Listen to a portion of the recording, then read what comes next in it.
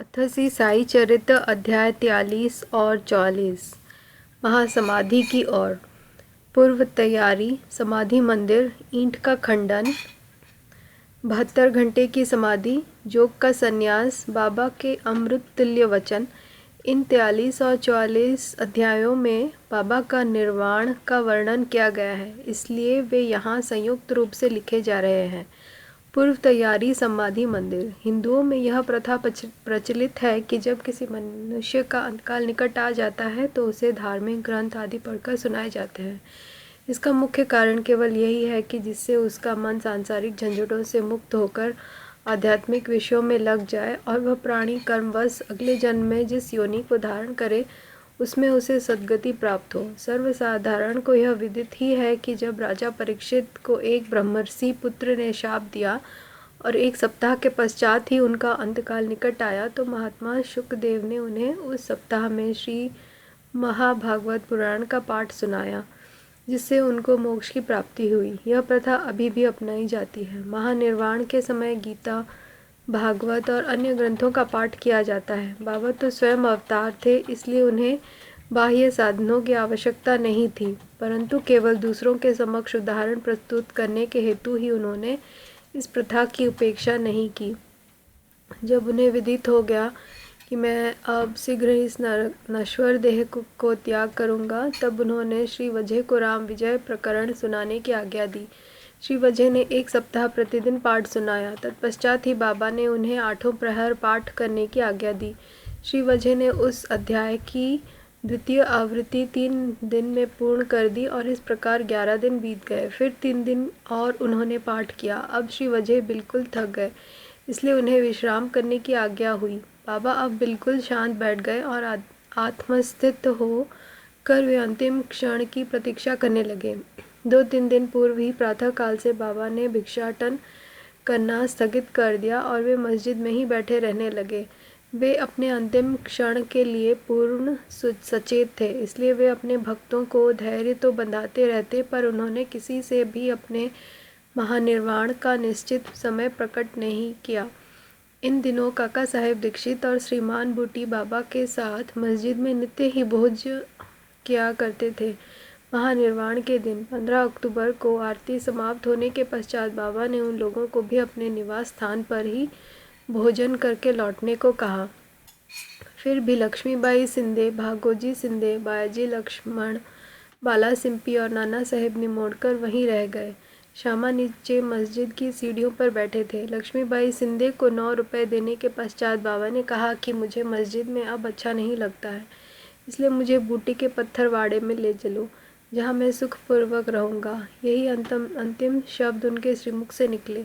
इसी समय बाबा बायाजी के शरीर की ओर लटक गए और अंतिम श्वास छोड़ दी। भागोजी ने देखा कि बाबा की श्वास रुक गई है, तब उन्होंने नाना साहेब निमोड़कर को पुकार कर यह बात कही। नाना साहेब ने कुछ जल लाकर बाबा के श्रीमुख में डाला, जो बाहर लुढ़क गया। तभी उन्होंने जोर से आवाज़ लगाई, अरे देवा! तब बाबा ऐसे दिखाई पड़े जैसे उन्होंने धीरे से नेत्र खोलकर धीमे स्वर में ओह कहा हो, परंतु अब स्पष्ट विदित हो गया कि उन्होंने सचमुच ही शरीर त्याग दिया है। बाबा समाधिस्थ हो गए। यह हृदय विदारक दुसंवाद दावानल की भांति तुरंत ही चारों ओर फैल गया। शिरडी के सब नर नारी और बालकगण मस्जिद की ओर दौड़े। चारों ओर हाहाकार मच गया। सभी के हृदय पर वज्रपात हुआ। उनके हृदय विचलित होने लगे। कोई जोर जोर से चिल्लाकर रुदन करने लगा, कोई सड़कों पर लौटने लगा और बहुत से बेसुध होकर वहीं गिर पड़े। प्रत्येक की आंखों से झरझर आंसू गिर रहे थे। प्रलय काल के वातावरण में तांडव नृत्य का जैसे दृश्य उपस्थित हो जाता है, वही गति शिरडी के नर नारियों के रुदन से उपस्थित हो गई। उनके इस महान दुख में कौन आकर उन्हें धैर्य बंधाता, जबकि उन्हें साक्षात सगुण परम ब्रह्म का सानिध्य खो दिया था। इस दुख का वर्णन भला कौन ही कर सकता है।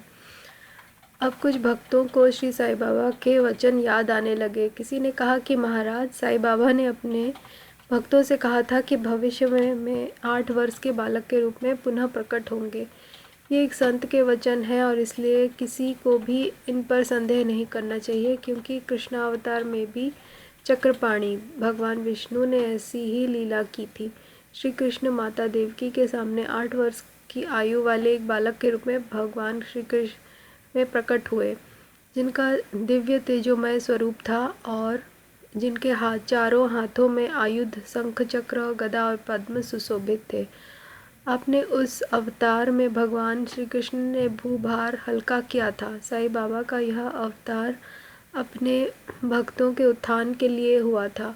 तब फिर संदेह की गुंजाइश ही कहाँ रह जाती है। संतों की कार्य प्रणाली अगम्य होती है। साईं बाबा को अपने भक्तों के साथ यह संपर्क केवल एक ही पीढ़ी का नहीं, बल्कि यह उनका पिछले 72 जन्मों का संपर्क है।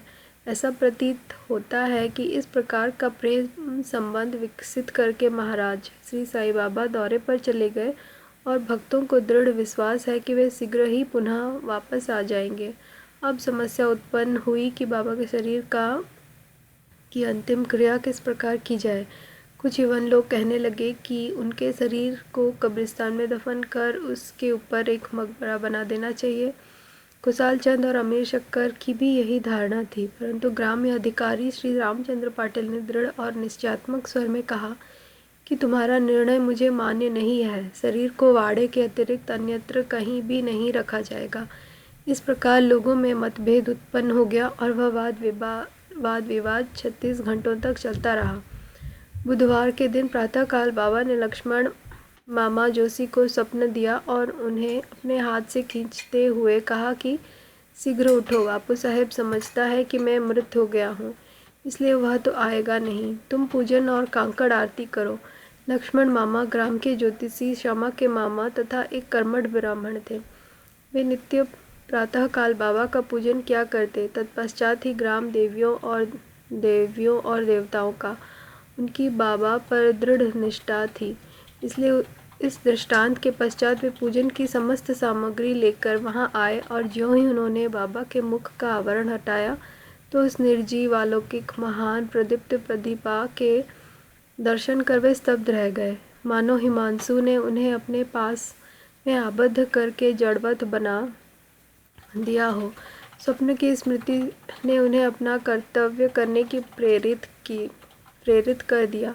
फिर उन्होंने मौलवियों के विरोध की कुछ भी चिंता न कर विधिवत पूजन और काकड़ आरती की। दोपहर को बापू साहेब जोग भी अन्य भक्तों के साथ आए और सदैव की भांति मध्याह्न की आरती की। बाबा के अंतिम श्री वचनों को आदरपूर्वक स्वीकार करके लोगों ने उनके शरीर को बूटीवाड़े में ही रखने का निश्चय किया और वहां का मध्य भाग खोदना आरंभ कर दिया। मंगलवार की संध्या को राहता से सब इंस्पेक्टर और भिन्न भिन्न स्थानों से अनेक लोग वहां आकर एकत्र हुए। सब लोगों ने उस प्रस्ताव को स्वीकार कर लिया। दूसरे दिन प्रातःकाल बम्बई से अमीर भाई और कोपरगांव से मामलेदार भी वहां आ पहुंचे। उन्होंने देखा कि लोग अभी भी एक मत नहीं है। तब उन्होंने मतदान करवाया और पाया कि अधिकांश लोगों का बहुमत वाड़े के पक्ष में ही है। फिर भी वे इस विषय में कलेक्टर की स्वीकृति अति आवश्यक समझते थे। तब काका साहेब स्वयं अहमदनगर जाने को उद्यत हो गए, परंतु बाबा की प्रेरणा से विपक्षियों ने भी प्रस्ताव सहर्ष स्वीकार कर लिया और सबने मिलकर अपना मत भी वाड़े के ही पक्ष में दिया। अतः बुधवार की संध्या को बाबा का पवित्र शरीर बड़ी धूमधाम और समारोह के साथ वाड़े में लाया गया और विधि पूर्वक उस स्थान पर समाधि मंदिर बना दी गई जहां मुरलीधर की मूर्ति स्थापित होने को थी। सच तो यह है कि बाबा मुरलीधर बन गए और वाड़ा समाधि मंदिर तथा भक्तों का एक पवित्र देवस्थान जहां अनेकों भक्त आया जाया करते थे और अभी भी नित्य प्रति वहां आकर सुख और शांति प्राप्त करते हैं। बाला साहेब भाटे और बाबा के अनन्य भक्त श्री उपासनी ने बाबा की विधिवत अंतिम क्रिया की, जिसे प्रोफेसर नार्के को देखने में आया। यह बात विशेष ध्यान देने योग्य है कि बाबा का शरीर 36 घंटे के उपरांत भी जड़ नहीं हुआ और उनके शरीर का प्रत्येक अवयव लचीला इलास्टिक बना रहा, जिससे उनके शरीर पर से कफनी बिना चिरे हुए सरलता से निकाली जा सकी। ईंट का खंडन। बाबा के निर्वाण के कुछ समय पूर्व एक अपशगुन हुआ जो इस घटना की पूर्व सूचना स्वरूप था। मस्जिद में एक पुरानी ईंट थी जिस पर बाबा अपना हाथ टेक कर रखते थे। रात्रि के समय बाबा उस पर सिर रखकर शयन करते थे। यह कार्यक्रम अनेक वर्षों तक चला। एक दिन बाबा की अनुपस्थिति में एक बालक ने मस्जिद में झाड़ू लगाते समय वह ईंट अपने हाथ में उठाई। दुर्भाग्यवश वह ईंट उसके हाथ से गिर पड़ी और उसके 2 टुकड़े हो गए। जब बाबा को इस बात की सूचना मिली तो उन्हें उसका बड़ा दुख हुआ और वे कहने लगे कि यह ईंट नहीं फूटी है, मेरा भाग्य ही फूटकर छिन्न-भिन्न हो गया है। यह तो मेरी जीवन संगिनी थी और इसको अपने पास रखकर मैं आत्मचिंतन किया करता था। यह मुझे अपने प्राणों के समय प्रिय थी और उसने आज मेरा साथ छोड़ दिया है। कुछ लोग यहाँ शंका कर सकते हैं कि बाबा को ईंट जैसी एक तुच्छ वस्तु के लिए इतना शोक क्यों करना चाहिए। इसका उत्तर हेमापंत इस प्रकार देते हैं कि संत जगत के उद्धार तथा दीन और अनाश्रितों के कल्याणार्थी अवतीर्ण होते हैं। जब वे नर देह धारण करते हैं और जन संपर्क में आते हैं तो वे इसी प्रकार आचरण किया करते हैं, अर्थात बाह्य रूप से वे अन्य लोगों के समान ही हंसते खेलते और रोते हैं, परंतु आंतरिक रूप से वे अपने अवतार कार्य और उसके ध्येय के लिए सदैव सजग रहते हैं। 72 घंटे की समाधि। इसके 32 वर्ष पूर्व भी बाबा ने अपनी जीवन रेखा पार करने का एक प्रयास किया था। 1886 में मार्गशीर्ष को पूर्णिमा के दिन बाबा कोधमा से अधिक पीड़ा हुई और इस व्याधि से छुटकारा पाने के लिए उन्होंने अपने प्राण ब्रह्मांड में चढ़ाकर समाधि लगाने का विचार किया। अतएव उन्होंने भगत महास्पति से कहा कि तुम मेरे शरीर की 3 दिन तक रक्षा करना और यदि मैं वापस लौट आया तो ठीक ही है, नहीं तो उस एक स्थान को इंगित करते हुए पर मेरी समाधि बना देना और दो ध्वजाएं चिन्ह स्वरूप फहरा देना। ऐसा कहकर बाबा रात में लगभग 10 बजे पृथ्वी पर लेट गए। उनका श्वासोच्छ्वास बंद हो गया और ऐसा दिखाई देने लगा कि जैसे उनके शरीर में प्राण ही न हो।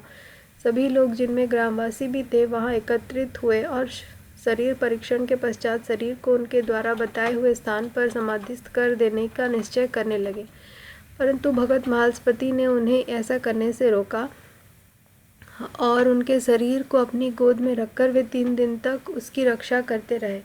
3 दिन व्यतीत होने पर रात को लगभग 3 बजे प्राण लौटने के चिन्ह दिखलाई पड़ने लगे। श्वासोच्छ्वास पुनः चालू हो गया और उनके अंग प्रत्यंग हिलने लगे। उन्होंने नेत्र खोल दिए और करवट लेते हुए वे पुनः चेतना में आ गए।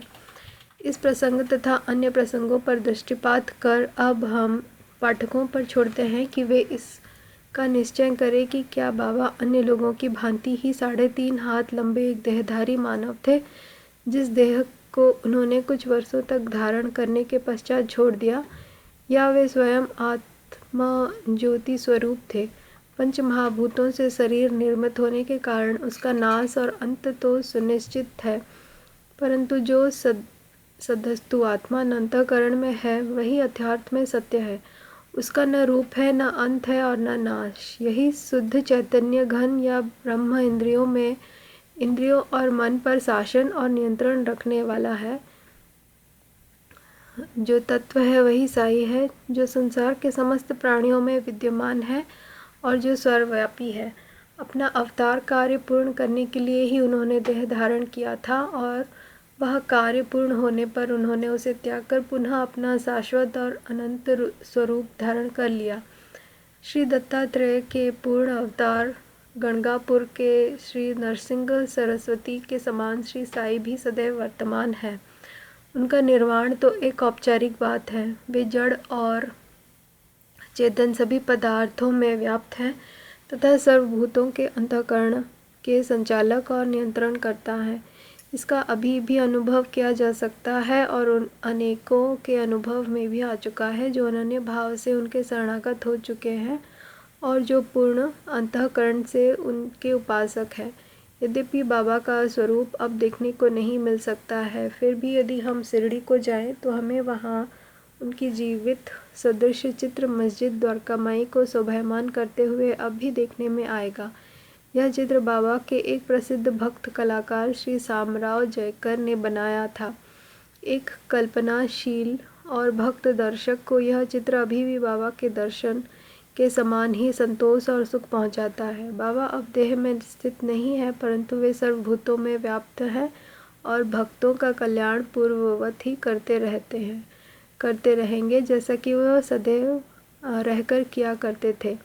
बाबा संतों के समान अमर हैं, चाहे वो नर देह धारण कर ले जो कि एक आवरण मात्र है, परंतु वे तो स्वयं भगवान श्री हरि है जो समय समय पर भूतल पर अवतीर्ण होते हैं।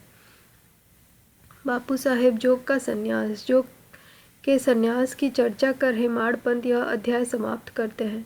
श्री सखाराम हरि उर्फ बापू साहेब जोग पुणे के प्रसिद्ध वारकरी विष्णु बुवा जोग के काका थे। वे लोग कर्म विभाग पीडब्ल्यूडी में पर्यवेक्षक सुपरवाइजर थे। सेवानिवृत्ति के पश्चात वे सपत्नीक शिरडी में आकर रहने लगे। उनके कोई संतान न थी। पति और पत्नी दोनों की ही साईं चरणों में श्रद्धा थी। वे दोनों अपने दिन उनकी पूजा और सेवा करने में ही व्यतीत किया करते थे। मेघा के मृत्यु के पश्चात बापू साहेब जोग ने बाबा की महासमाधि पर्यंत मस्जिद और चावड़ी में आरती की। उनको साठेवाड़ा में श्री गानेश्वरी और श्री एकनाथी भागवत का वचन तथा उसका भावार्थ श्रोताओं को समझाने का कार्य भी दिया गया था। इस प्रकार अनेक वर्षों तक सेवा करने के पश्चात उन्होंने एक बार बाबा से प्रार्थना की कि हे मेरे जीवन के एकमात्र आधार, आपके पूजनीय चरणों का दर्शन कर समस्त प्राणियों को परम शांति का अनुभव होता है। मैं इन श्री चरणों की अनेक वर्षों से निरंतर सेवा कर रहा हूँ, परंतु क्या कारण है कि आपके चरणों की छाया के सन्निकट होते हुए भी मैं उनकी शीतलता से वंचित हूँ। मेरे इस जीवन में कौन सा सुख है यदि मेरा चंचल मन शांत और स्थिर बनकर आपके श्री चरणों में मग्न नहीं होता? क्या इतने वर्षों में मेरा संत समागम व्यर्थ हो जाएगा? मेरे जीवन में वह शुभ घड़ी कब आएगी जब आपकी मुझ पर कृपा दृष्टि होगी? भक्त की प्रार्थना सुनकर बाबा को दया आ गई। उन्होंने उत्तर दिया कि थोड़े ही दिनों में अब तुम्हारे अशुभ कर्म समाप्त हो जाएंगे तथा पाप और पुण्य जलकर शीघ्र ही भस्म हो जाएंगे। मैं तुम्हें उस दिन ही भाग्यशाली समझूंगा जिस दिन तुम ऐन्द्रिक विषयों को तुच्छ जानकर समस्त पदार्थों से विरक्त होकर पूर्ण अनन्य भाव से ईश्वर भक्ति कर संन्यास धारण कर लोगे। कुछ समय पश्चात बाबा के वचन सत्य सिद्ध हुए। उनकी स्त्री का देहांत हो जाने पर उनकी अन्य कोई आसक्ति शेष न रही। वे अब स्वतंत्र हो गए और उन्होंने अपनी मृत्यु के पूर्व संन्यास धारण कर अपने जीवन का लक्ष्य प्राप्त कर लिया। बाबा के अमृत तुल्य वचन। दयानिधि कृपालु श्री साई समर्थ ने मस्जिद द्वारकामयी में अनेक बार निम्नलिखित सुधोपम वचन कहे थे। जो मुझे अत्यधिक प्रेम करता है वह सदैव मेरा दर्शन पाता है। उसके लिए मेरे बिना सारा संसार ही सुना है। वह केवल मेरा ही लीला गान करता है। वह सतत मेरा ही ध्यान करता है और सदैव मेरा ही नाम जपता है। जो पूर्ण रूप से मेरी शरण में आ जाता है और सदा मेरा ही स्मरण करता है, अपने ऊपर उसका यह ऋण मैं उसे मुक्ति आत्मलोब्धि प्रदान करके चुका दूंगा। जो मेरा ही चिंतन करता है और मेरा प्रेम ही जिसकी भूख प्यास है और जो पहले मुझे अर्पित किए बिना कुछ भी नहीं खाता, मैं उसके अधीन हूँ। जो इस प्रकार मेरी शरण में आता है वह मुझसे मिलकर उसकी तरह एकाकार हो जाता है, जिस तरह नदियाँ समुद्र से मिलकर तदाकार हो जाती है। अतएव महत्ता और अहंकार का सर्वथा परित्याग करके तुम्हें मेरे प्रति जो तुम्हारे हृदय में आसीन है पूर्ण रूप से समर्पित हो जाना चाहिए। यह मैं कौन है? श्री साईं बाबा ने अनेक बार समझाया कि यह मैं कौन है। इस मैं को ढूंढने के लिए अधिक दूर जाने की आवश्यकता नहीं है। तुम्हारे नाम और आकार से परे मैं तुम्हारे अंतःकरण और समस्त प्राणियों में चैतन्य धन स्वरूप में विद्यमान हूँ और यही मैं का स्वरूप है। ऐसा समझकर तुम अपने तथा समस्त प्राणियों में मेरा ही दर्शन करो। यदि तुम इसका नित्य प्रति अभ्यास करोगे तो तुम्हें मेरी सर्वव्यापकता का अनुभव शीघ्र हो जाएगा और मेरे साथ अभिन्नता प्राप्त हो जाएगी। अतः हेमाड़ पंत पाठकों को नमन कर उनसे प्रेम और आदर पूर्वक विनम्र प्रार्थना करते हैं कि उन्हें समस्त देवताओं, संतों और भक्तों का आदर करना चाहिए। बाबा सदैव कहा करते थे कि जो दूसरों को पीड़ा पहुंचाता है वह मेरे हृदय को दुख देता है तथा मुझे कष्ट पहुंचाता है।